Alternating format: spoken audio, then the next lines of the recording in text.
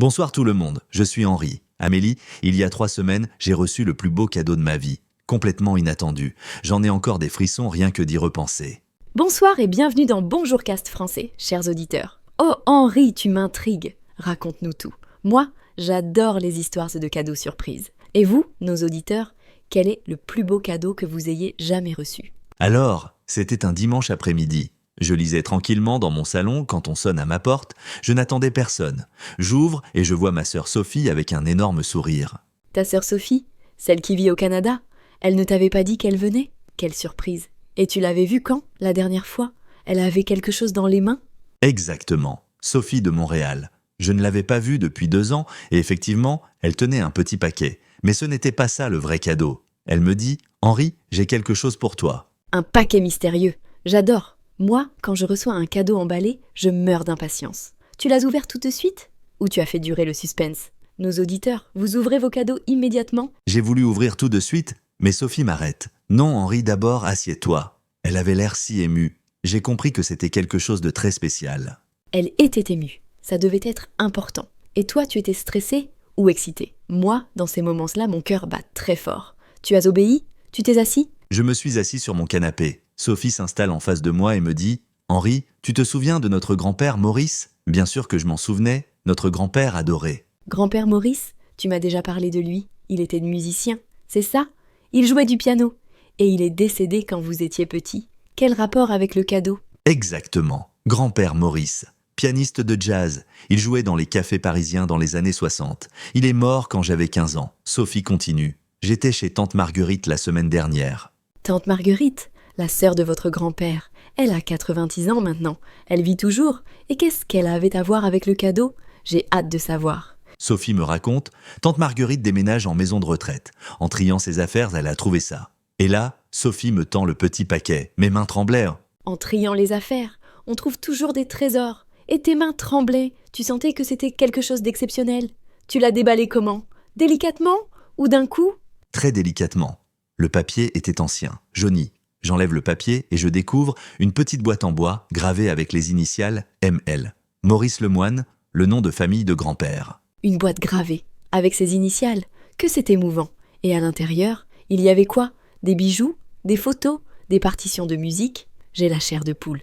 J'ouvre la boîte et là, je n'en croyais pas mes yeux. La montre de grand-père Maurice. Sa montre en or, celle qu'il portait tous les jours, avec son bracelet en cuir usé. Sa montre, son objet personnel, celle qu'il portait. Tu te souvenais de cette montre? Tu l'avais déjà vue quand tu étais petit? Elle marchait encore? Bien sûr que je m'en souvenais. Quand j'étais petit, je jouais avec. Il me disait toujours « Henri, un jour, cette montre sera à toi ». Mais après sa mort, on ne l'avait jamais retrouvée. Il t'avait promis cette montre, et vous l'aviez perdue? Quel mystère! Comment elle s'est retrouvée chez tante Marguerite? Et elle fonctionnait encore après toutes ces années? Nos auditeurs, vous avez des objets de famille précieux? Sophie m'explique.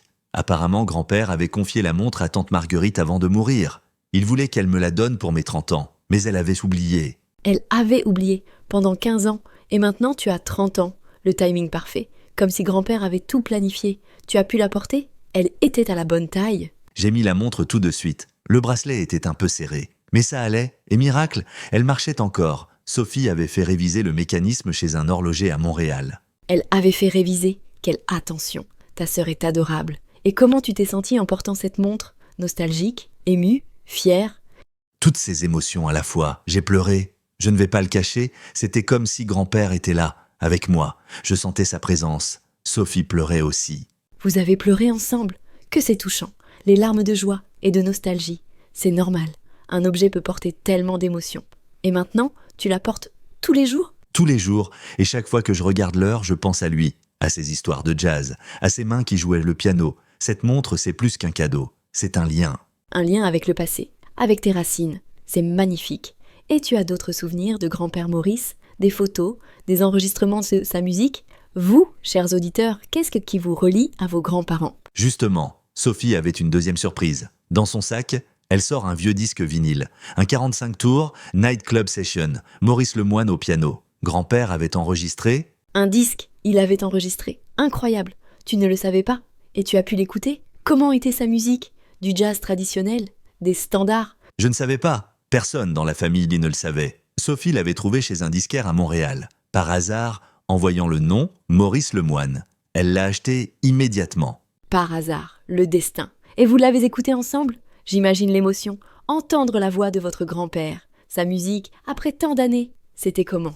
On a écouté ensemble sur ma vieille platine, la voix de grand-père qui annonce « Voici Blue Moon en version jazz ». Puis son piano, magnifique, nostalgique, vivant. Sa voix, après toutes ces années, est Blue Moon. Un standard merveilleux. Tu l'avais déjà entendu jouer ce morceau? Quand tu étais petit, il jouait souvent à la maison? Oui, il jouait souvent Blue Moon. C'était notre chanson. Quand j'étais triste, il s'installait au piano et jouait. Je me sentais mieux immédiatement. Magie de la musique. Votre chanson. Comme c'est beau, et maintenant tu l'écoutes souvent, ça te fait toujours le même effet. La musique a ce pouvoir, transporter dans le temps.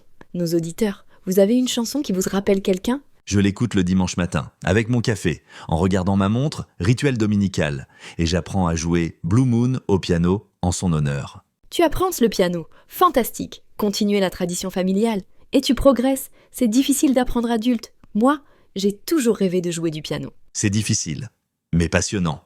Mes doigts ne sont pas encore assez déliés, mais je progresse. Et quand j'arrive à jouer quelques notes de Blue Moon, pure magie. Quelques notes, c'est déjà énorme. Et grand-père Maurice serait fier. Tu perpétues sa passion. Et Sophie, elle joue d'un instrument. La musique, c'est de famille. Sophie joue de la guitare. Pas très bien, mais elle essaie. Et maintenant, on a un projet jouer ensemble, piano et guitare. Blue Moon en duo, hommage à grand-père. Un duo familial. Merveilleux projet. Et vous pourriez enregistrer. Comme grand-père. Tradition qui continue. Et tes parents? Ils étaient au courant pour la montre et le disque. Mes parents étaient émus aux larmes. Papa surtout. C'était son père. Il n'avait jamais entendu l'enregistrement. Et maman a sorti des photos de grand-père. Soirée nostalgie.